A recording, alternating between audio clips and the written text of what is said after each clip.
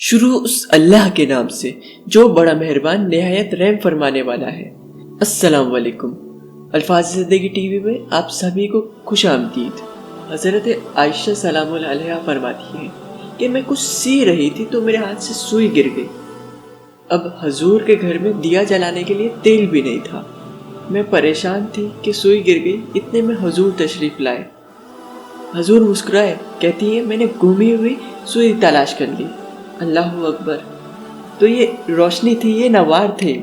جب حضور مسکراتے تھے تو سامنے والی دیواروں پہ عکس پڑتا تھا۔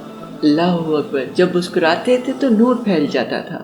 آقا صلی اللہ علیہ وسلم کے سامنے والے دانتوں میں ہلکا سا فاصلہ تھا، اور جب حضور گفتگو کرتے تھے تو وہاں سے نور کی کرنیں چھن چھن کے گرتی تھی۔ ایسا نوری ماحول، ایسا نورانی چہرہ۔ حضرت ابو ہریرہ بولے، کیا پوچھتے ہو؟ 14ویں رات کا چمکتا ہوا چاند تھے میرے حضور۔ پھر کہا، نہیں، حضور جیسا نہ پہلے دیکھا نہ بعد دیکھا۔ حضرت حسان بن ثابت پاس کھڑے تھے۔ کہا، دیکھتے کیسے؟ کسی ماں نے جنم دیا ہوتا تو دیکھتے۔ حضرت شیخ مجدد کہتے ہیں، حضور کی مثل بزد عالم میں ممکن ہی نہیں ہے۔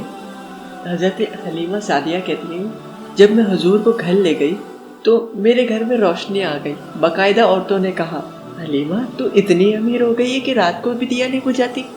بڑے امیر گھرانوں میں بھی لوگ رات کو دیا بجھا دیا کرتے ہیں، لیکن تو اتنی امیر ہو گئی ہے کہ رات کو بھی تیرے گھر کا دیا نہیں بجھتا۔